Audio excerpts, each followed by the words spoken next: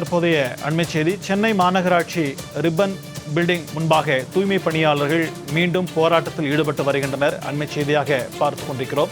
மாநகராட்சி தூய்மை பணியாளர்களை தனியார் துறைக்கு மாற்றும் நடவடிக்கைக்கு எதிர்ப்பு தெரிவித்தும் இன்னும் பல கோரிக்கைகளை வலியுறுத்தியும் தூய்மை பணியாளர்கள் போராட்டத்தில் ஈடுபட்டு வருகின்றனர். மாநகராட்சி தூய்மை பணியாளர்களை தனியார் நிறுவனத்திற்கு மாற்றும் நடவடிக்கையை எதிர்த்து இந்த போராட்டமானது நடைபெற்றுக் கொண்டிருக்கிறது. இதே கோரிக்கையை வலியுறுத்தி கடந்த ஆண்டு 13 நாட்கள் ரிப்பன் மாளிகை முன்பாக தூய்மை பணியாளர்கள் தொடர் போராட்டத்தில் ஈடுபட்டது குறிப்பிடத்தக்கது. தற்போது மீண்டும் அதே கோரிக்கைகளை முன்வைத்து தற்போது தூய்மை பணியாளர்கள் போராட்டத்தில் ஈடுபட்டு வருகின்றனர். இது தொடர்பான கூடுதல் விவரங்களுடன் நம்முடன் இணைகிறார் செய்தியாளர் குணசுந்தரி. வணக்கம் குணசுந்தரி, என்னென்ன கோரிக்கைகளை முன்வைத்து தற்போது தூய்மை பணியாளர்கள் இந்த போராட்டத்தில் ஈடுபட்டு கொண்டிருக்கின்றனர்? விரிவான தகவல். வணக்கம் சிக்கந்தர். சென்னை மாநகராட்சி அலுவலகம் முன்பு தற்பொழுது 50க்கும் மேற்பட்ட தூய்மை பணியாளர்கள் போராட்டத்தில் ஈடுபட்டு வருகின்றனர். குறிப்பாக மண்டலம் 4, 7 மற்றும் 8 சேர்ந்த தூய்மை பணியாளர்கள் 50க்கும் மேற்பட்டோர் இந்த போராட்டத்தில் கலந்து கொண்டுள்ளனர். குறிப்பாக இவர்கள் பல்வேறு முக்கிய கோரிக்கைகளை முன்வைத்திருக்கிறார்கள். அதாவது உடனடியாக சென்னை மாவட்ட ஆட்சியர் நிர்ணயித்த நாள் கூலி ரூபாய் 832 உடனே வழங்க வேண்டும்.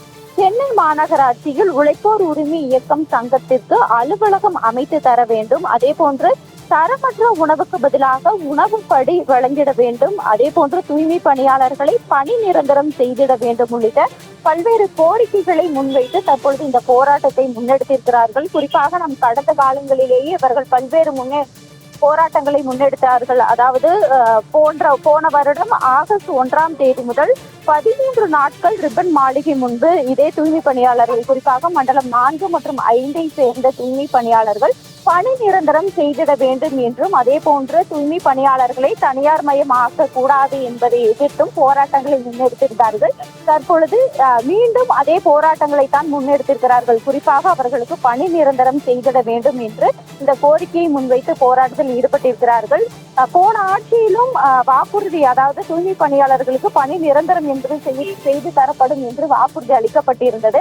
ஆனால் அந்த ஆட்சி நிறைவேற்றப்படவில்லை. மீண்டும் தற்பொழுது ஆட்சிக்கு வந்திருக்கக்கூடிய தாவேக அரசும் ஆட்சிக்கு வருவதற்கு முன் வாக்குறுதி என்பது அளித்திருந்தது. குறிப்பாக தாங்கள் வெற்றி பெற்றால் தூய்மை பணியாளர்களுக்கு பணி நிரந்தரம் செய்து தரப்படும் என்று வாக்குறுதி அளிக்கப்பட்டிருந்தது. இந்நிலையில்தான் உடனடியாக தற்பொழுது புதிதாக பொறுப்பேற்றிருக்கக்கூடிய அரசு எங்களுக்கு பணி நிரந்தரம் செய்ய வேண்டும் என்ற அந்த கோரிக்கையை முன்வைத்தும், அதே போன்று உணவுகள் தரமற்றதாக இருக்கிறது, அதற்கு சரியான உணவுகள் வழங்கப்பட வேண்டும் என்றும் கோரிக்கையை முன்வைத்திருக்கிறார்கள்.